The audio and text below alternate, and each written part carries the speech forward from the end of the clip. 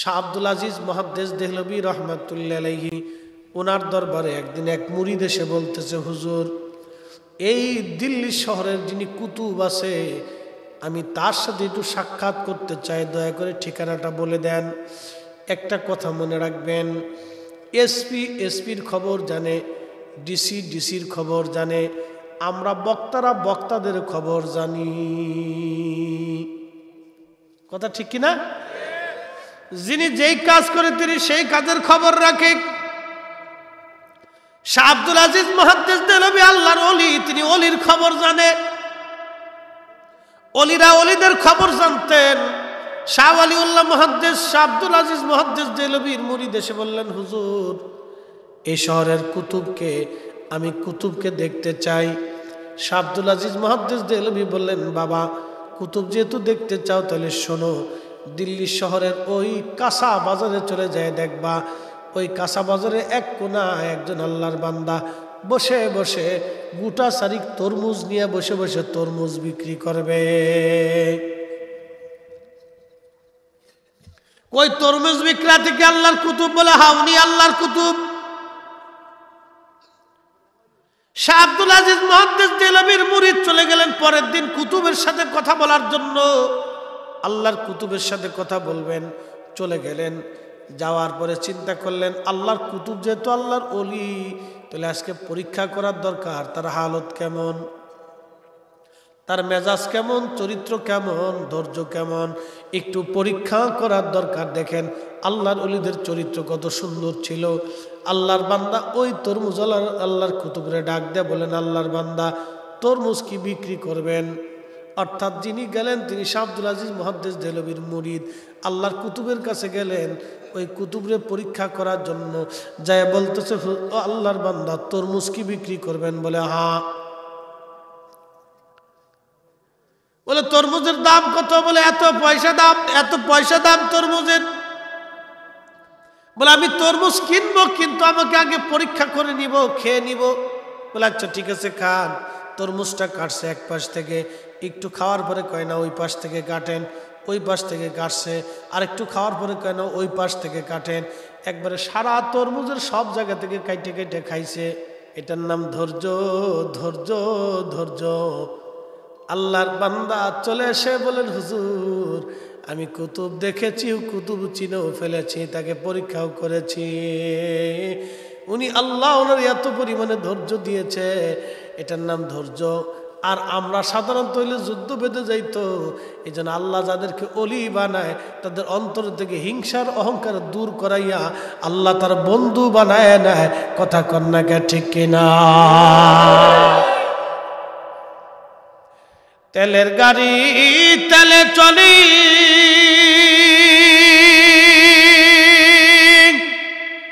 হাওয়ার গাড়ি হাওয়ায় উড়ে, বিনা তেলে চালায় গাড়ি নবী সুলাইমান।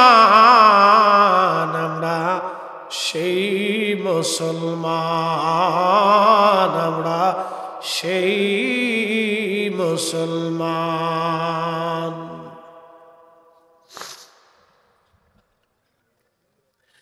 এই জন্য ধৈর্য এমন একটা গুণ, আল্লাহর কোরআন বলিয়া, আইয়ুহাল্লাযীনা আমানুস্তাঈনু বিস-সাবরি ওয়াস-সালাহ,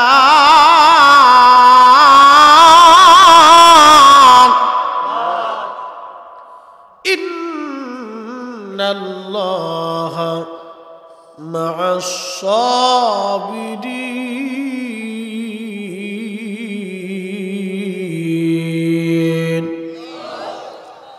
আল্লাহ ডাক দিলেন, ও ইমানদারেরা, তুমি আমি আল্লাহর সাহায্য নাও সবরের মাধ্যমে, ধৈর্যের মাধ্যমে এবং নামাজের মাধ্যমে। একসাথে কোন আল্লাহু আকবার। প্রিয় উপস্থিতি, খুব মনোযোগ দিয়ে বনি ইসরাইলের কথা বলছিলাম। বর্তমান বনি ইসরাইল যারা, ইসরায়েল রাষ্ট্র, এটা কিন্তু অরিজিনাল বনি ইসরাইল না।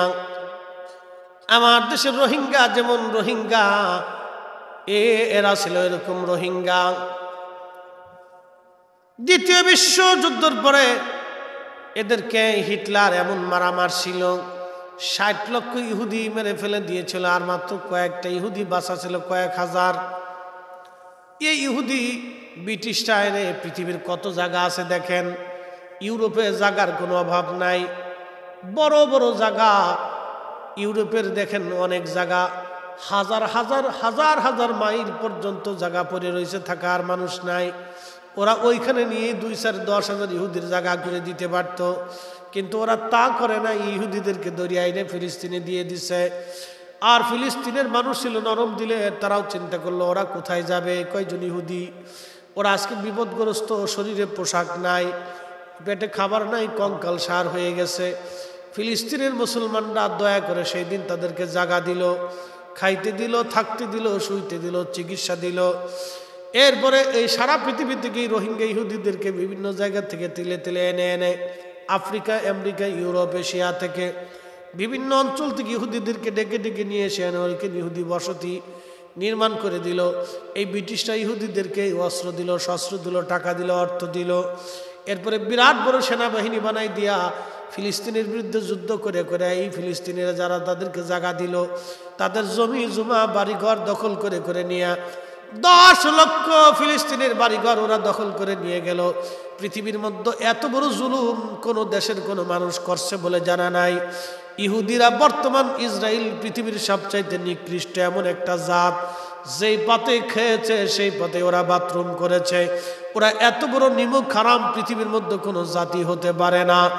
যেই মানুষগুলি তাদেরকে জায়গা দিল, আজকে তাদেরকে গুলি করে মারা হয়, তাদেরকে বোমা মেরে নৃশংসভাবে মায়ের কোল খালি করা হয়, বাবার কোল খালি করা হয়। কত সন্তান আজকে এতিম হয়ে গেছে বাবা। দৃশ্যগুলি দেখলে কলিজার ভিতরে দাও দাও করে আগুন জ্বলে ওঠে। আল্লাহর কসম করে বলি, ওই দখলদার জালিমদের বিরুদ্ধে যারা আজকে জিহাদের ময়দানে হামাসের মুক্তিযোদ্ধারা, মুজাহিদেরা জিহাদ করে যাচ্ছে, ওরাই হলো বর্তমান মুসলিম মিল্লাতের শ্রেষ্ঠ সন্তান। কথা বলেন ঠিক কিনা? আমরাও লড়াই করতে পারি। বলে ফরিদি হুজুর, কি করে আমরা লড়াই করব? আমাদের লড়াইটা হলো আমরা যেন এমনভাবে লড়াই করি ফিলিস্তিনের পক্ষে, ইসরায়েলের বিরুদ্ধে। ইসরায়েলের যতগুলি পণ্য আছে, নেসলে কোম্পানি, নেসকাফে আর পেপসি, কোকাকোলা, ফান্টা, এই যে হাবি যাবি যত আজেরা খাবার, এইগুলি সব আমরা খাবো না, কিনবো না, সব না, বিক্রি করব না। তাহলে আমরা অন্তত পক্ষে হলো ফিলিস্তিনিদের পক্ষে, ইসরায়েলের বিরুদ্ধে হলো কিছু সময়ের জন্য হলো আমরা যুদ্ধে অবতীর্ণ হতে পারি। কথা বলেন ঠিক কিনা? জালিম আর অন্যায়ের বিরুদ্ধে আমরা প্রতিবাদ করতে পারি। অন্যায়ের বিরুদ্ধে, জুলুমের বিরুদ্ধে আমরা প্রতিবাদ করতে পারি। হয়তো অস্ত্র শস্ত্র নিয়ে আমাদের যুদ্ধ করার সেই শক্তি, ক্ষমতা, সেই সুযোগ আমাদের জীবনে কোনোদিন নাও আসতে পারে, কিন্তু অর্থনৈতিকভাবে আমরা ইসরায়েলের বিরুদ্ধে দাঁড়াইয়া আল্লাহর কাছে কিয়ামতের ময়দানে বলতে বলবো, রব আমরা তো যুদ্ধ করতে পারি নাই বটে, কিন্তু আমরা চেষ্টা করেছিলাম, তোমার বাইতুল আকসার পক্ষে তোমার জন্য আমরা লড়াই করেছিলাম। এতটুকুন কথা বলে কিয়ামতের ময়দানে আমাদের জন্য নাজাতের জরিয়াও হয়ে যেতে পারে। কথা কোন ঠিক কিনা? জীবনে কোনোদিন আল্লাহর নবী তাদের সম্পর্কে একটা কটু বাক্য ব্যবহার করেন নাই, তাদের সম্পর্কে নিন্দামন্দ গীবত চর্চা করেন নাই, তাদের কথা নিয়ে নবীজি কোনো সময় বাজে কথা বলেন নাই। আল্লাহর নবী তাদের সম্পর্কে মানুষের সামনে তাদের সম্পর্কে তাদের হেয় প্রতিপন্ন করিয়া কোনো কথা নবী বলেন নাই। এটা আল্লাহর নবীর মহান চরিত্রের একটা অংশ। এই চরিত্র ছিল আল্লাহর অলিদের মধ্যে। আল্লাহর অলিদেরকে গালি দিলেও অলিরা কখনো গালি দেন নাই। কি কথা বলেন ঠিক না বেঠে?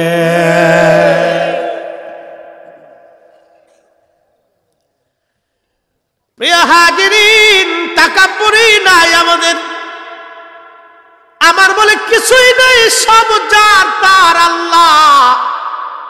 কোরআনে এই জন্য আল্লাহ বলেন, কুল, হুজুর বলে দেন,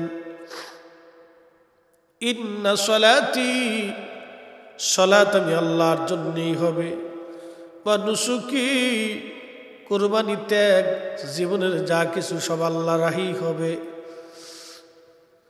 নুসুকি ওয়া মাহইয়ায়া জিন্দেগি, জীবন, ব্যবসা বাণিজ্য, স্ত্রী পুত্র পরিজন, হাট বাজার, বিয়ে শাদী, যা বলেন সবকিছু কার জন্য হবে? আমার দেশের ছেলের আজকে বিয়ে করে বাবারে, বইলে লাভ নাই, বউ হলো আর একজনের, নাচে আর এক বেটা লইয়া। হাসা কইছি হাসানি? কোনটা কাদা, কোনটা রং, কোনটা মাটি, আর একজনের বউয়ের শরীরে আর একজনের কাদা ডলতেছে, জুতা দিয়ে বাইরে দরকার। কি কথা কর না কেন? পৃথিবীর নিকৃষ্ট বেহাপনা এটা, একবারে প্রকাশ্য বেহাইয়াপনা, জেনার চেয়ে নিকৃষ্ট। আরেকজনের স্ত্রী আর এক বেটা, কি নাম দিচ্ছে, দুলাবাই না বিয়ে কিতা, খাতা লইয়া রং লইয়া বেড়ে শরীরে মারতেছে। কোথায় চিন্তা করে তোরা মানুষই লিখে রে? কি কথা কর না কেন? কুকুরে চিন্তা করে যে তোরা মানুষই লিখে, তোরা আমার জাতিতে চলে আসলি তো ভালো ছিল, তোরা মানুষই লিখে বলেন তো। শোনেন, আমাদের জিন্দেগির সব কার জন্য হতে হবে? একসাথে বলতে হবে, কার জন্য? এই জমিনে ধান হবে না আগামীতে, এই ধানটাও আল্লাহর জন্য করতে হবে। নিয়ত থাকতে হবে, আল্লাহ এই ধান থেকে একটা অংশ যেটা পাবো সেটা মসজিদের জন্য বরাদ্দ কি মাদ্রাসার জন্য বরাদ্দ দিব, আর কিছু বাকি থাকবে এটা আমার রিজিকের জন্য, যেটা রিজিক আসবে, যেটা খাবো ওখান থেকে, খাওয়ার পরে যে শক্তি আসবে সেটা দিয়ে তোমার ইবাদত জিকির ফিকির করি। সুবহানাল্লাহ। কি বাড়ি যাইয়া এগুলো শিখাই দিয়ে যায়, কাজে লাগবে না। মনে রাখবেন, এগুলি মনে রাখবেন যে আল্লাহ বাদ বাকি যেটা হবে এটা দিয়ে যা শক্তি আসবে, এনার্জি আসবে, এটা দিয়ে যাতে তোমার জিকির ফিকির, ইবাদতে, নামাজে, রোজা, তোমার গোলামির মধ্যে কাটাইতে পারি, এই নিয়তে যদি আপনি ফসল করেন, আল্লাহর কসম করে বলি কিয়ামতের ময়দানে আল্লাহ ডাক দিয়ে জিজ্ঞাসাও করবে না, ফসলের হিসাব দিয়ে যা, তোর জীবনের হিসাব দিয়ে যা, গরু খাইছিস হিসাব দিয়ে যা, মুরগি খাইছিস হিসাব দিয়ে যা, ডিম খাইছিস হিসাব দিয়ে যা, মাছ খাইছিস হিসাব দিয়ে যা, ফল খাইছিস হিসাব দিয়ে যা। আল্লাহ বলবে যা, সবই তো আমি আল্লাহর জন্যই তুমি নিয়ত করছো, যা, আমি আল্লাহর দরবারে আজকে কোনো হিসাব টান দিব না। একসাথে বলা যাবে না আল্লাহু আকবার? কার জন্য? একসাথে বলেন, কার জন্য? আল্লাহর জন্য। প্রিয় ভাইরা আমার, খুব মনোযোগ দিয়ে উপস্থিতি, বন্ধু আমার, আল্লাহ পাক বলেন ও মামাতি লিল্লাহি রাব্বিল আলামিন, আমার মরণটাও আল্লাহর জন্যে, মরণটাও যেন আল্লাহর জন্য হয়। এখন বলেন মরণ আসবে কিনা? একদিন মাটির ভিতরে হবে ঘরে মন আমার, কেন বান্ধ দালান ঘর, মন আমার কেন বান্ধ দালান ঘর। হরিদ্বারপুরের মুসলমান নবীগঞ্জবাসী, সব কিছুই আল্লাহর জন্য হতে হবে। আমার যাই কিছু বলেন, আমার বলে কিছুই নাই, সব আমার আল্লাহর। আহা, রসুলকে আল্লাহ এত পরিমাণে সম্মান দিলেন, কোনোদিন অহংকার নবী করেন নাই, অহমিকা কোনোদিন করেন নাই, হিংসা কোনোদিন নবী করেন নাই। এই হিংসাটা বড় ভয়াবহ, এই হিংসাটাও অনেক বড় ভয়াবহ। কোনো মানুষের অন্তরে যদি হিংসা এবং অহংকার থাকে, এ বান্দা ধ্বংস হয়ে যাবে। টাইটানিক ডুবে গেল হিংসা অহংকারের কারণে, টাইটানিক ডুবে গেল অহংকারের কারণে, টাইটানিক ডুবে গেল। আজাজিল শয়তানের লক্ষ লক্ষ বছর ইবাদত ধ্বংস হয়ে গেল শুধুমাত্র অহংকার করার কারণে। এই জন্য আল্লাহর নবীকে আল্লাহ ডাক দিয়ে বলেন, হাবিব উম্মতকে বলবেন তারা যেন আমার চাদর ধরে না টানে। আল্লাহ ডাক দিয়ে বললেন, হাবিব কিবরিয়া ডাক দিয়ে বলেন, আল্লাহ তোমার চাদর কি আল্লাহ ডাকদা বলেন, হাবিব অহংকার আমি আল্লাহর চাদর, আমি আল্লাহ ছাড়া আর কারো অহংকার আসতে পারে না। আল্লাহর নবীকে আল্লাহ এই রজব মাসের পবিত্র চাঁদে মেরাজে আল্লাহর দিদারে নিয়ে গেলেন। নবীজিকে এত বড় সম্মান আল্লাহ দিলেন, তারপরও কোনোদিন নবী অহংকার করেন নাই। আল্লাহু আকবার। একটা অহংকারের শব্দ রাসূল করিমের জবান থেকে কখনো বের হতো না, বরং তিনি আল্লাহর দরবারে প্রত্যেক দিন 20 বার মৃত্যুকে স্মরণ করতেন, 70 বার ইস্তিগফার করতেন, অথচ তার জীবনে কোনো ভুলই নেই। সুবহানাল্লাহ, কে আসতে হবে? 70 বার রাসূল প্রত্যেক দিন ইস্তিগফার করতেন, অথচ জীবনে কোনো খাতা নাই। কেন করতেন? নিজেকে আল্লাহর কাছে সারেন্ডার করার জন্য, বিনয়ী হওয়ার জন্য, নমনীয় হওয়ার জন্য, আল্লাহর শুকরগুজারি বান্দা হওয়ার জন্য রাসূল করিম ইস্তিগফার করতেন। এই জন্য আমাদেরকে বিনয়ী হতে হবে। মুসলমান কি আসলামতু লিরাব্বিল আলামিন।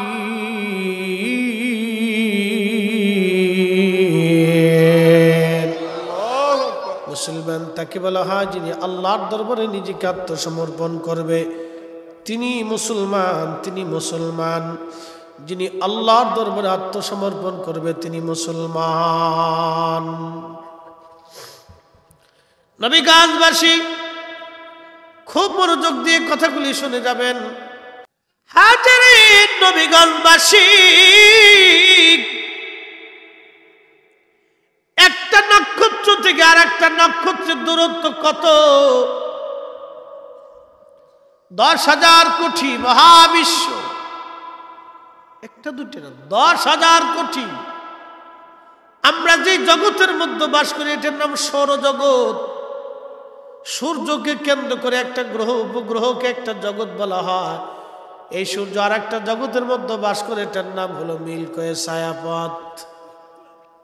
ছায়াপথের মতো মহা আসমানে আল-ফালাক ইয়ানদুরু ইলাস সামাই ফাওকাহুম কাইফা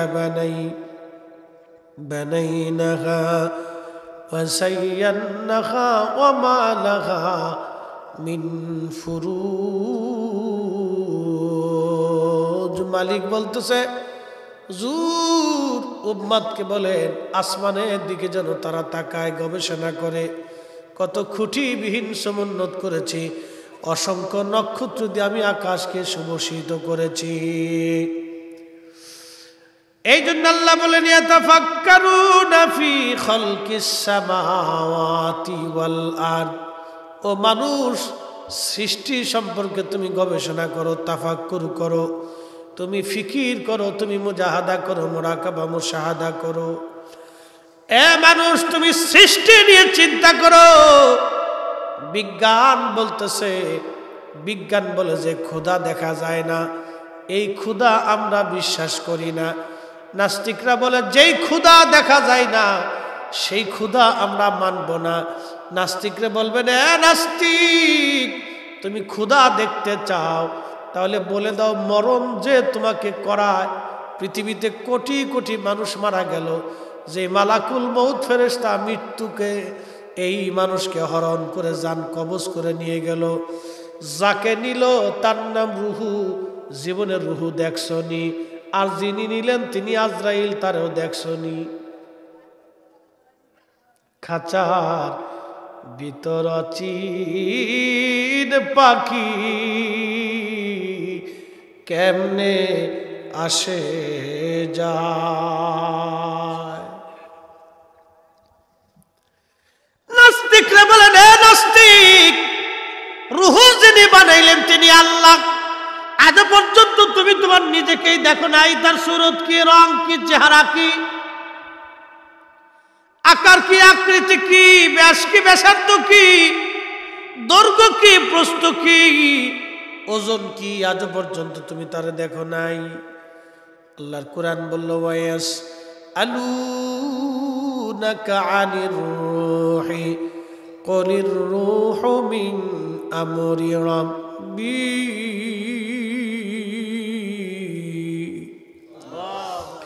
হুজুর রুহু সম্পর্কে মানুষ আপনাকে জিজ্ঞাসা করে, আপনি বলে দেন রুহুটা আমি আল্লাহ পাকের একটা হুকুম মাত্র, হুকুমে দুনিয়াতে আসছি, আবার হুকুমে আল্লাহর দরবারে চলে যাব, থাকার আর কোনো সুযোগ নাই। পাখি যখন ডাক দিবে আল্লাহ, তখন অবশ্যই এই রুহুটা আল্লাহর দরবারে চলে যাবে।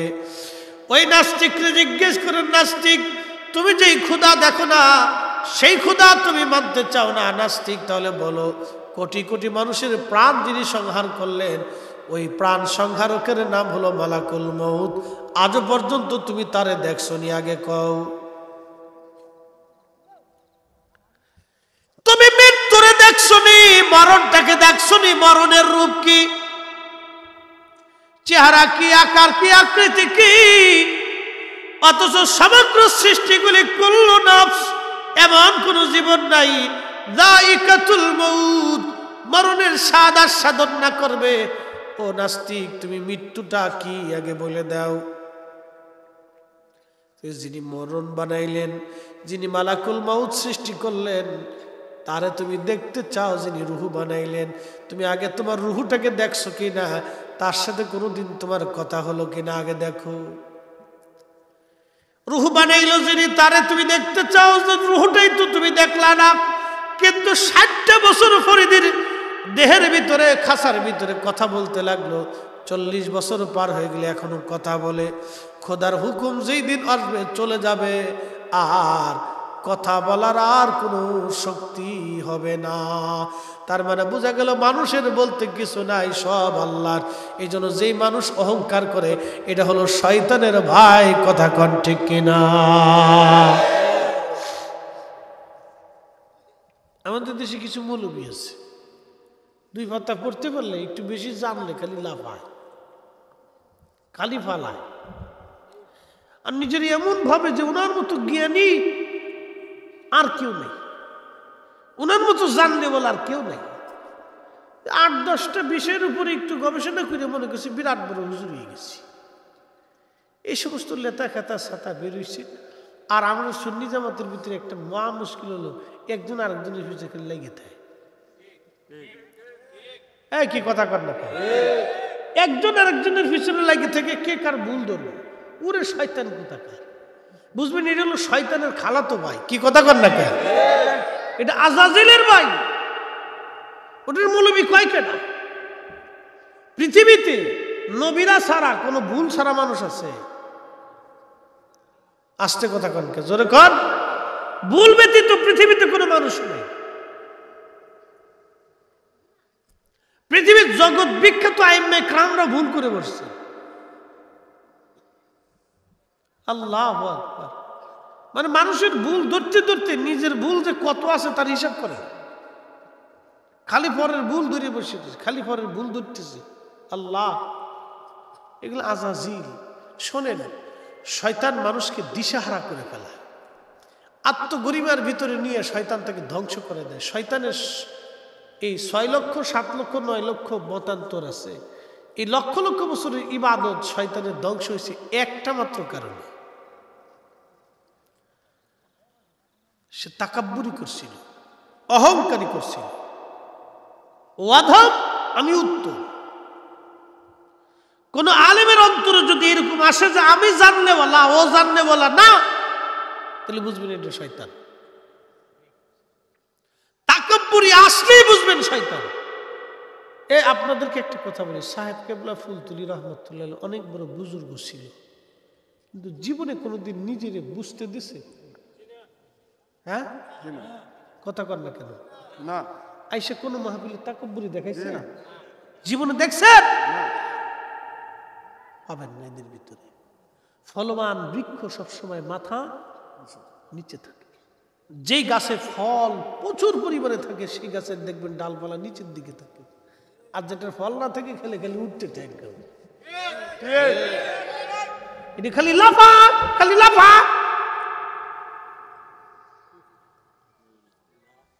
কথা খারাপ কইছি আপনাদেরকে? আলেমের কোনো তাকাব্বুরি থাকতে পারে না, অসম্ভব, অসম্ভব। যারা বেটি শয়তান, ও মানুষই হতে পারে না।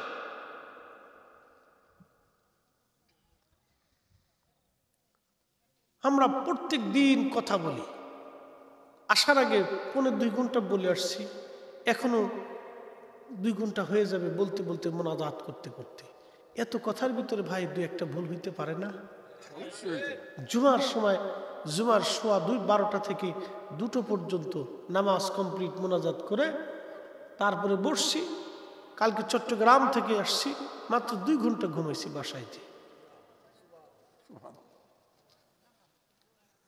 আমার মসজিদে তারাবির ওই হাফিজ লাগবে, হাফিজ সাহেব আসছে, তাদের ইন্টারভিউ নিছি, বসছি, তাদের তেলাওয়াত শুনছি, তাদের কোয়ালিটি দেখছি।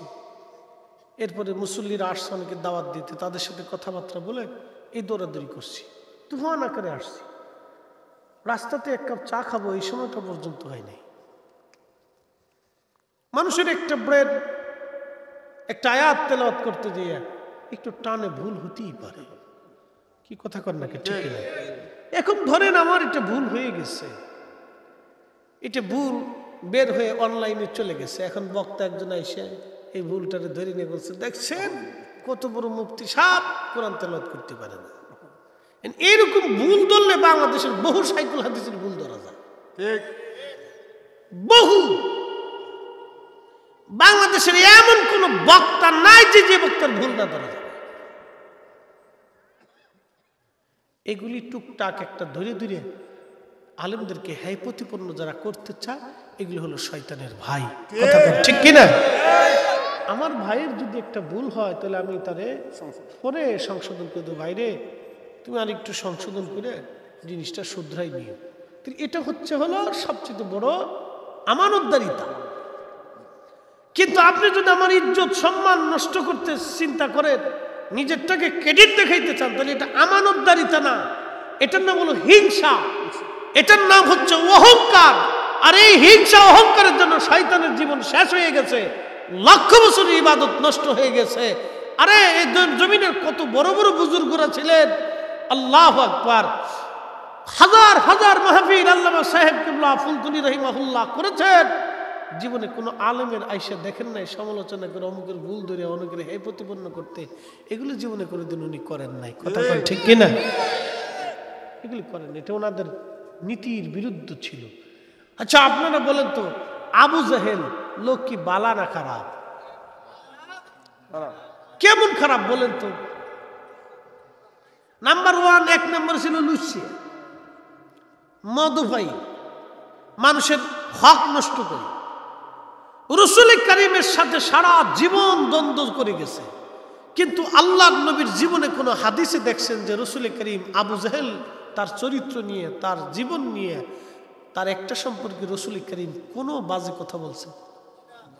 হ্যাঁ, একটা হাদিসে পাবেন? পাবেন না। এটার নাম রাসূল। একসাথে বলবেন না আল্লাহু আকবার। ওই চরিত্র যাদের ভিতরে আসছে তারা আল্লাহর ওলি হয়ে কবরে গেছে। সুবহানাল্লাহ।